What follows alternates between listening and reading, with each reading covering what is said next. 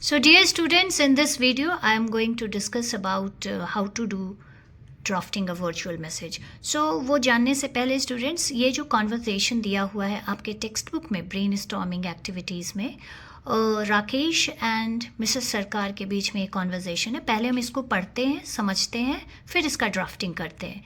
Okay, so you see Rakesh, his dialogue. Hello, may I speak to Dr. Sarkar? Mrs. Sarkar is saying, he has gone to the hospital to attend the OPD. May I know who is speaking? Rakesh, yes, I am Rakesh Sood. My wife has been having a severe headache since yesterday. Since this morning, she has also developed a high temperature. I would be grateful if the doctor could come over to our place to examine her. Mrs. Sarkar, of course. Please let me note down your address. Rakesh, it is B49, New Colony. Mrs. Sarkar, I will give him your address as soon as he returns. Rakesh, thank you. Mrs. Sarkar had to leave for the school where she teaches, so she wrote a message for her husband. Draft the message in not more than 50 words. So my dear students, ये जो conversation है ये Rakesh and Mrs सरकार के बीच का है, and this is a telephonic conversation. Many times it happens students कि आपके पापा घर पे नहीं है और आपने फ़ोन उठाया और उनके किसी दोस्त का, उनके किसी कलीग का कॉल था एंड वो कुछ मैसेज आपके फादर को देना चाहता है. तो आप क्या करते हो? अगर आपके पापा घर पे आ जाते हैं तो आप ओरली उनको वो मैसेज दे देते हो. पर सपोज़ आपको भी कहीं जाना है तो आप क्या करेंगे? आप कहोगे मैम हम एक बाद में व्हाट्सएप मैसेज छोड़ सकते हैं. लेकिन स्टूडेंट्स, जब आप यहाँ ड्राफ्टिंग करते हो, ड्राफ्टिंग अ मैसेज, तो यहाँ पर आपको व्हाट्सएप मैसेज दिमाग में नहीं रखना है. आपको रखना है कि जैसे पीस ऑफ पेपर पे आप कैसे मैसेज अपने पापा के लिए छोड़ के जाओगे. तो उस तरह का ड्राफ्टिंग अ वर्चुअल मैसेज आपको एग्ज़ाम में करना है. तो अभी ये वाला जब हमने सैम्पल लिया है स्टूडेंट्स, तो इसमें हमें ये देखना है कौन किसको कॉल करा और किसके लिए मैसेज क्या रखा. तो देखो यहाँ पर Rakesh he wanted to talk to doctor Sarkar, पर क्योंकि डॉक्टर सरकार नहीं थे, उन्होंने कॉल नहीं उठाया, तो मिसेस सरकार ने on his behalf picked up the call. और फिर राकेश का मैसेज क्या है वो आप इसी एक्टिविटी में आपको अंडरलाइन करके रखना होगा कि मैसेज क्या है, क्योंकि वही मैसेज फिर आपको ड्राफ्ट करना है. तो उसका मैसेज यही था डॉक्टर सरकार के लिए कि उसकी जो वाइफ है उनको हेडेक है सिंस येस्टरडे, और सिंस मॉर्निंग उनका हाई टेम्परेचर भी है, and he wants the doctor to visit his house. और उसने एड्रेस भी दिया. क्योंकि मिसेस सरकार को भी स्कूल जाना है वेयर शी टीचेस, तो वो क्या करती है, वो पीस ऑफ पेपर पर मैसेज अपने हस्बैंड के लिए छोड़ देती है. तो आओ हम सीखते हैं कैसे मैसेज ड्राफ्टिंग करना है पेपर पे. सो डियर स्टूडेंट, सबसे पहले क्या करना है, ये देखो, ये आपका मार्जिन है. This is your margin, right. So इस मार्जिन से थोड़ा स्पेस लेते हुए you need to draw a box. अभी ये बॉक्स कैसा होना चाहिए? The box should be rectangular, it should not be square, it should be rectangular. तो जैसे आपका फुल पेज है तो फुल पेज में हाफ पेज लेना है और उससे 2 लाइन और 3 लाइन कम रखो. आप 2-3 लाइन हाफ पेज का कम रखते हुए एक आपको बॉक्स ड्रॉ करना है. और जो आप रेक्टेंगुलर बॉक्स ड्रॉ करते हो तो उसके लिए आपको रूलर और पेंसिल लेना है. ठीक है, तो ये आपका मार्जिन है स्टूडेंट्स. और इस मार्जिन से थोड़ा स्पेस लेते हुए एक rectangular box you need to draw. अब क्या करना है आपको ये जो रेक्टेंगुलर बॉक्स मैंने कहा ना ड्रॉ करने को, ये आपको समझना है कि वो पीस ऑफ पेपर है जिस पे आप मैसेज लिख कर छोड़ने वाले हो. और ऊपर में स्टूडेंट्स यहाँ देखो, यहाँ ऊपर में नीटली मैसेज लिखना है और उसको अंडरलाइन करना है, बॉक्स के अंदर, बॉक्स के बाहर नहीं. क्यों ये मैसेज लिखना ज़रूरी है? क्योंकि आप कोई पीस ऑफ पेपर पे अगर मैसेज लिखते हो उसके ऊपर, तो वो पीस ऑफ पेपर फिर इम्पॉर्टेंट हो जाता है. यानी लोग फिर देखेंगे, पढ़ेंगे उसको, तब तो समझेंगे कि ये मैसेज क्या है, and then they will take quick action. Okay, so जब मैसेज आपने लिखा उसके नीचे आप एक लाइन छोड़ दो. सो दैट वो नीट लगे और विजिबल रहे कि ये मैसेज है, दिस इज़ दी हेडिंग, और उसके बाद ये सब चीज़ें आपने लिखी है। तो उसके बाद जो next very important that is date. You need to put the date. तो मैंने आज का डेट डाला है, और देखो डेट कैसे लिखना है, 10 February 2024, ऐसा आपको एक डेट लिखना है। डेट इसलिए लिखना रहता है क्योंकि डेट से ही तो पता चलता है कि उस दिन कितने बजे मैसेज ये किसके लिए छोड़ा गया था और किसने छोड़ा था, हम। तो और उसके नीचे आप टाइम लिखते हो। आपके व्हाट्सएप मैसेजेस भी तो ऐसे ही होते हैं ना स्टूडेंट्स, आपको कोई पुराना मैसेज ढूंढना रहता है तो आप क्या करते हो, स्क्रॉल करते हो, पीछे जाते हो, फिर डेट देखते हो, टाइम देखते हो, आपको वो मैसेज मिल जाता है ना। उसके बाद वो जो हमने मैसेज पढ़ा उसमें कौन किसको मैसेज लिख रहा है, ये पहले आपको निकालना पड़ेगा स्टूडेंट्स कि आखिर मैसेज कौन किसके लिए लिख रहा है। तो वो मैसेज मिसेस सरकार डॉक्टर सरकार के लिए लिख रही थी, है ना, because she was not there at home, she has to also go to her school to teach. तो वो मैसेज डॉक्टर सरकार के लिए घर पे ही छोड़ के जा रही है। तो वो ऊपर किसका नाम लिखना है, डॉक्टर सरकार, और नीचे किसका नाम लिखना है, मिसेस सरकार, मतलब कौन किसके लिए लिख रहा है। अब क्या करना है स्टूडेंट्स, आपको देखो ये चीज़ें, पहले मैसेज लिखना है, डेट लिखना है, टाइम लिखना है, किसके लिए मैसेज है, कौन लिख रहा है, वो पहले लिख लो।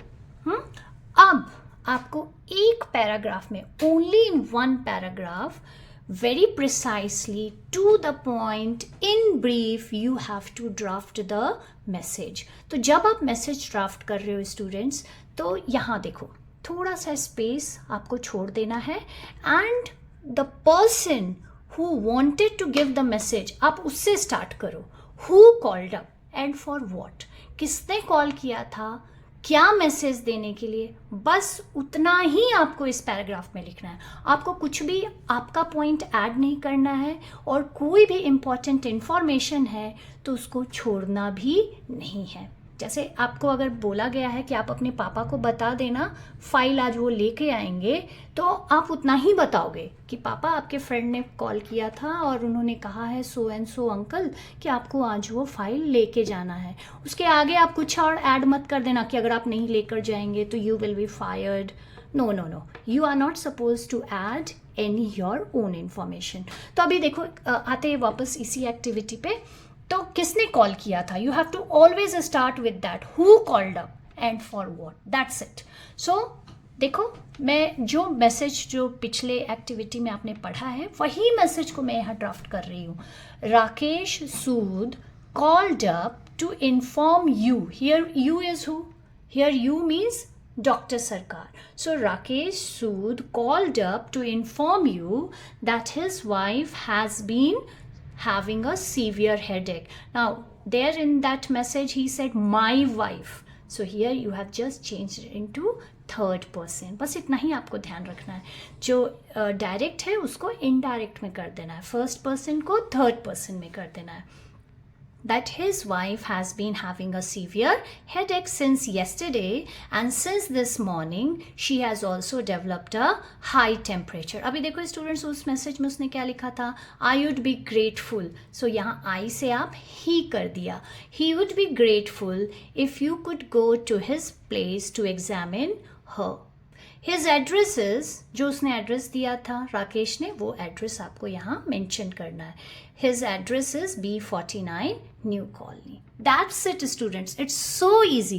So this is sample number 1, sample number 1 of drafting a virtual message। तो ये बहुत easy है students, और मतलब इतना easy है कि आपने अगर स्कूल लेवल पे फॉर्मल या इनफॉर्मल लेटर लिखा होगा कभी, तो वो उसके भी आपको फॉर्मेट थोड़े समझने पड़ते हैं, इंट्रोडक्शन, बॉडी, कंक्लूजन करके। लेकिन यहाँ तो बस आपको क्या करना है, एक पैराग्राफ में जो मैसेज ऑलरेडी जो दिया हुआ है क्वेश्चन पेपर में, उसी मैसेज को यहाँ बस ड्राफ्ट करना है इस तरह से एक बॉक्स में।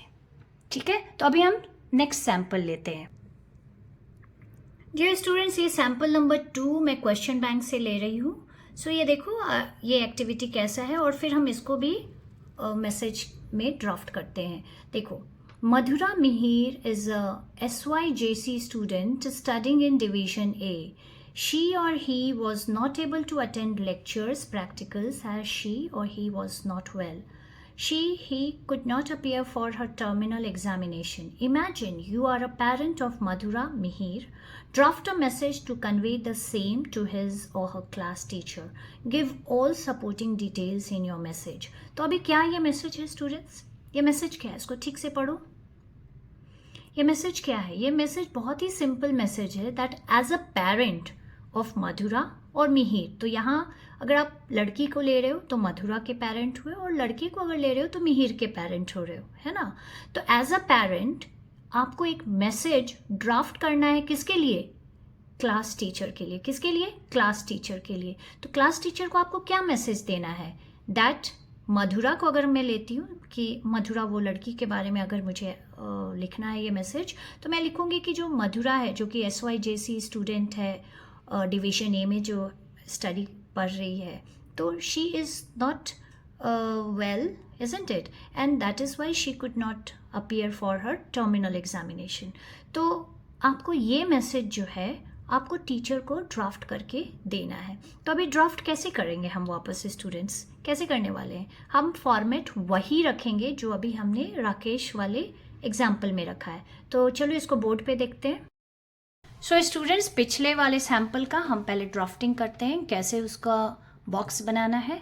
तो देखो फिर से मार्जिन, यहाँ देखो ये मार्जिन है आपका, और मार्जिन से थोड़ा स्पेस लेते हुए रूलर और पेंसिल के हेल्प से एक हमें बॉक्स बनाना है. और बॉक्स का साइज़ क्या होगा ये मैंने आपको बताया है स्टूडेंट्स. अगर आपका फुल पेज है तो फुल पेज का हाफ लो, और हाफ से भी 2-3 लाइन छोड़ के एक रेक्टेंगुलर बॉक्स बनाना है. ऊपर में मैसेज लिखना है, पहले डेट लिखना है, टाइम लिखना है. फिर आप क्लियर एक लाइन छोड़ दो, फिर क्लियर करो किसको मैसेज ड्राफ्ट करना है और कौन मैसेज ड्राफ्ट कर रहा है. इतना हो गया आपका. उसके बाद यहाँ मार्जिन से थोड़ा स्पेस लेकर जो आपका मैसेज है वो 1 पैराग्राफ में लिख देना है. वो मैसेज क्या है ऑलरेडी आपके क्वेश्चन में दिया हुआ है ना. क्या क्वेश्चन में दिया हुआ है कि Madhura, she is SYJC student who is studying in division A and she was not able to attend her lectures and practicals because she was not well. You can further add some information if it is given there, as doctor has advised for complete bed rest for a week, so she was not able to attend her lectures or practicals. That's it. This much only message you need to write as a Madhura's parent. तो ये आपका sample 2 हो गया. You see the format remains the same. Box, message, date, time, किसके लिए message है, कौन लिख रहा है, और जो भी मैसेज है वो आपको within 1 paragraph in brief to the point you have to write. चलो अभी हम दूसरा सैम्पल लेते हैं. सो डियर स्टूडेंट्स, ये देखो ये आपका लास्ट सैम्पल है टेक्स्ट बुक में. अगर आप ऐसा टेम्पलेट देखोगे तो आप तो डर जाओगे कि अरे हमने तो ऐसे प्रिपेयर ही नहीं किया, ये कहाँ से आ गया. रिलैक्स, इतना परेशान होने की ज़रूरत नहीं है, क्योंकि ये टेम्पलेट एक बस थोड़ा अलग ढंग से दिया हुआ है, लेकिन इसका जो कंटेंट है वो सेम ही है जैसे आपने पिछले टेम्पलेट में किया है. देखो पहले हम एक्टिविटी ये पढ़ते हैं. Given below is a template for a message. Imagine you are working as a receptionist in a company and you are supposed to maintain the call record. मतलब आप एक रिसेप्शनिस्ट हो कंपनी में और आपका काम क्या है? कॉल को अटेंड करना. यानी किसने कॉल किया, किसके लिए कॉल किया, किस लिए कॉल किया, किस टाइम पे कॉल किया, किस डेट में कॉल किया, ये सब आपको मेंटेन करना है. तो आप जहाँ काम करते हो वहाँ इस तरह से कॉल रिकॉर्ड मेंटेन किया जाता है. तो आपको क्या करना है, जब ऐसा क्वेश्चन अगर आता है, मोस्टली स्टूडेंट्स 2 साल से टेलीफोनिक कॉन्वर्जेशन को ही ड्राफ्ट करने के लिए मैसेज में आता है. ओके, मान लो अगर इस टाइप का अगर आता है इस बार बोर्ड में, तो घबराने की ज़रूरत नहीं है. आप इसको ज़रूर करना और पूरे कॉन्फिडेंस के साथ करना. आपको क्या करना है, इस टेम्पलेट को बिल्कुल ऐसा ही अपने नोटबुक में, सॉरी नॉट नोटबुक, अपने आंसर शीट में ड्रॉ करना है. ओके, अभी चलो हम एक एक करके देखते हैं क्या है ये. कॉल फॉर, यानी आप जिस कंपनी में हो वहाँ किसके लिए कॉल है. जैसे आप अगर आपके कॉलेज में कॉल करते हो तो डायरेक्टली प्रिंसिपल को कॉल तो नहीं कर सकते, है ना। वहाँ ऑफिस के काउंटर पे जो भी बैठते हैं वो कॉल उठाएंगे और वो पूछेंगे किससे बात करना है आपको, है कि नहीं। तो जिसके लिए भी कॉल फॉर है, लेट्स हियर इमेजिन कि आप जिस कंपनी में हैं वहाँ मैनेजर के लिए कॉल है, तो यहाँ पर उस मैनेजर का नाम लिखो और ब्रैकेट में उसका डेजिग्नेशन लिख दो मैनेजर।